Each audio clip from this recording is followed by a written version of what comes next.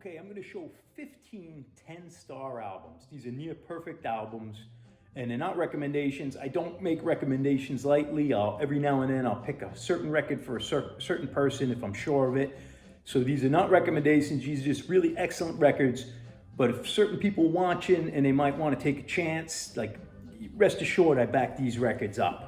But they're from different points of my life, they're across different genres, and if you watch my channel long enough, I probably showed all these records multiple times because they're just perennial favorites of mine, and they make a good Christmas list or Christmas recommendations if you're not sure. They're just excellent records. I'm gonna just start off, they're not in any order, they're just kind of random, but one of the best records of the 1980s, a very important, life-changing record to me, was the Jesus and Mary Chain Psycho Candy from 1985. And I was a kid into like hard rock and classic rock, and I like 1950s rock and roll.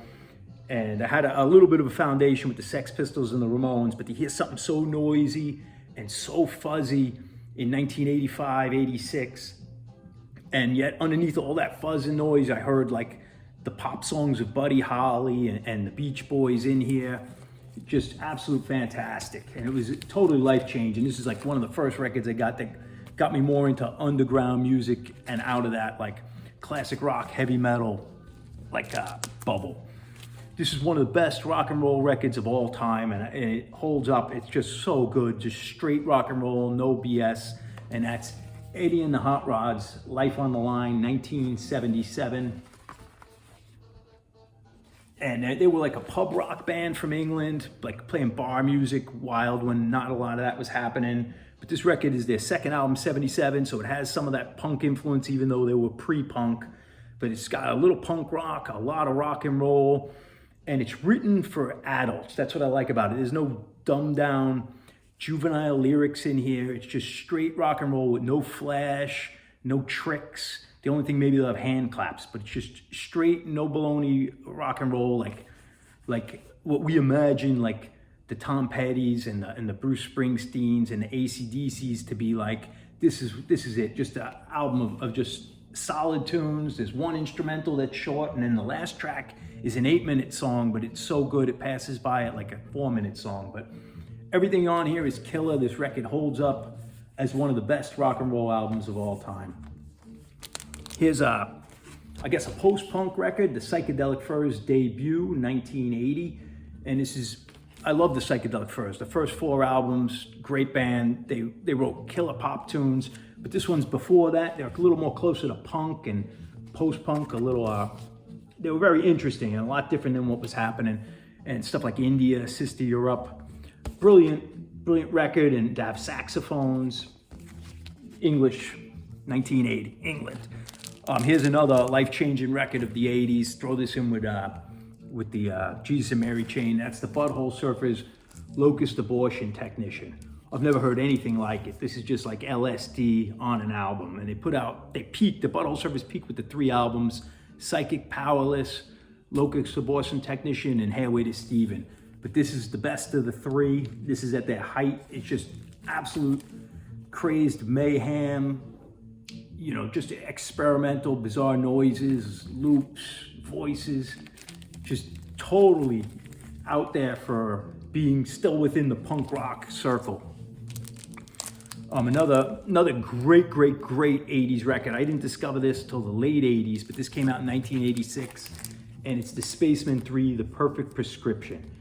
And this has a little bit of retro. It was very modern at the time. It predated all that Manchester stuff, but it has a little bit of that retro sound with like a tremolo effects, and you know, these cheap Fender guitars. At the time they were cheap, but real if you're into Velvet Underground, Lou Reed, 13th Floor Elevators even in a way, and just like almost ethereal, like with a 60s feel. Spaceman 3 and Jason Spaceman and Sonic Boom went on to do like Spectrum and Spiritualized, but this is where it all starts.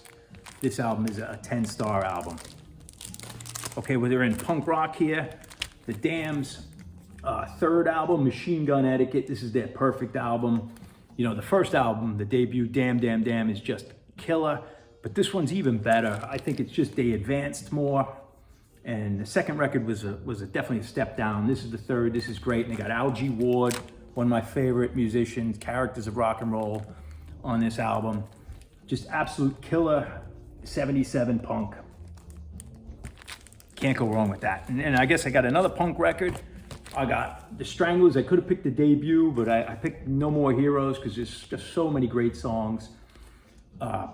Another 77 punk, British band, but they were way advanced. They still had influences like the Doors and the Pink Floyd and a lot of heavy keyboards, but all done classy, and they had their own sound, didn't sound like anyone, and they could write excellent songs on top of their real interesting sounds they had. No More Heroes, Feel Like a Wog, Something Better Change, they're all hit singles.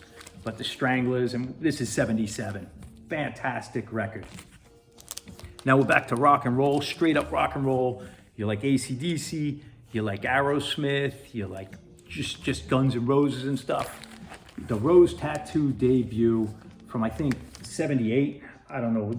I think it might be 78. Yeah, 78. But these are from 1980. This is the same album. It came out in different covers. This one's called Rock and Roll Outlaws. Same set, but in different countries it was released differently. You got slide guitar, you got mean guitar. It's tough guys. These guys were definitely bad boys of rock and roll, not bad boy posers of rock and roll. Angry Anderson on vocals. Just an awesome band. The first two albums, but this is 10-star record, every track, Australian, real rock and roll, tough guy rock and roll. And now I'll go with X's third album, Under the Big Black Sun. This is a perfect record. This is where they're at their absolute height, like creative height. They still have the punk rock off the first two albums, but it's a perfect 80s pop without being sappy or commercial. And they still have their 1950s influence, rockabilly, a little country, and just a modern sound. And every song off here, it could be a single, really. The Hungry Wolf, Riding with Mary, Under the Big Black Sun, Because I Do, Blue Spark, Dancing with Tears in My Eyes, brilliant cover. Just perfect record at a band at their height. And unfortunately, after this, the next album was a step down. But this is X at their height, Los Angeles punk rock and roll band. Here's a fantastic record, Ultravox's debut with John Fox on vocals. This is more punk rock, but still very much like Roxy Music version of punk rock, Bowie influenced, heavily Roxy Music influenced. And I even hear like Uriah Heep on here. And some of the songs are a little long, almost proggy. And John Fox, but like a year from now, they have another record after this, but like a year, 8 months after this, there would be a totally different kind of like new wavy, more synth band with Major on vocals. But absolute good. And maybe you could talk me down to a 9-star album on this because some of the songs are a little long and arty, but I absolutely love this record. First Ultravox, completely different than the 80s Ultravox. Now for heavy metal guys, of course, one of my favorite bands is Tank, which also has Al G. Ward from The Damned, so he makes 2 appearances.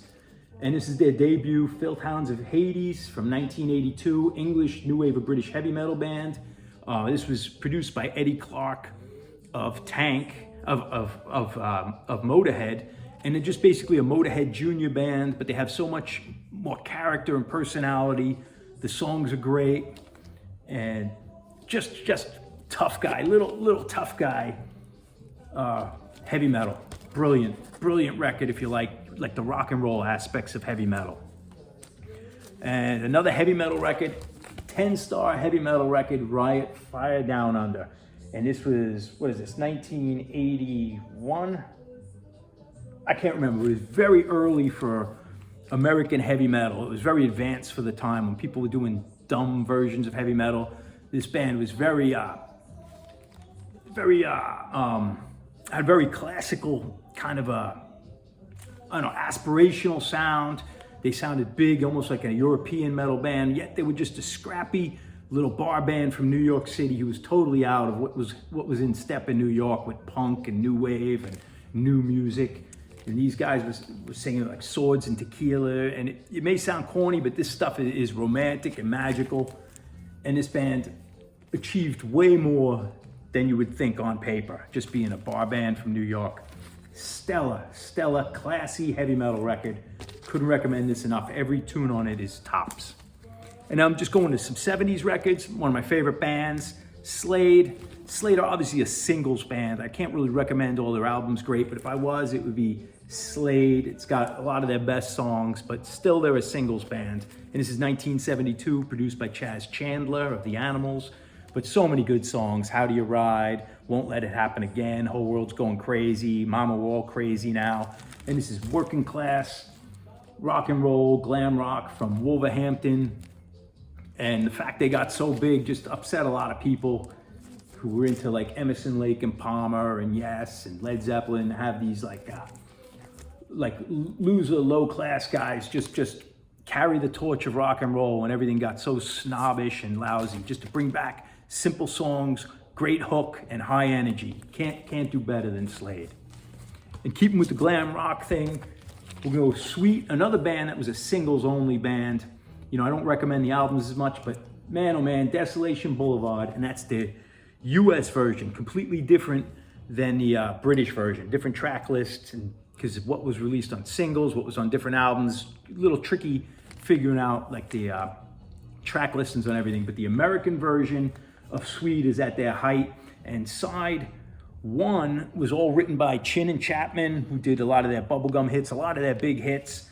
And side two is all written by the band, The Sweet, and you get some of the heaviest stuff. But every track on here is brilliant. This is a 10-star record, rock record, glam record, rock and roll record, just popular music record. 10-star all around, every track. Ballroom Blitz, 16s, No You Don't, AC/DC, Wanna Be Committed, Sweet FA, Fox on the Run, Set Me Free. Every track is killer.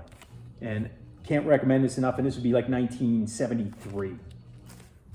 And now, last one I added, I picked this because Nick Turner died the other day from Hawkwind.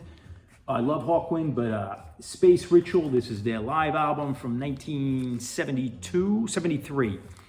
And it's a perfect record, great introduction to Hawkwind, who's got a long, confusing career, so many different members, so many different albums, different sounds, but this is space rock live at their height with the whole band. Robert Calvert, Nick Turner, Dave Brock, Lemmy was on, from Motorhead was on bass, Dick Mick, everyone was on this. It's a brilliant record, it's reissued, you could get it, and this was recorded live at Liverpool and Brixton, and they were great live.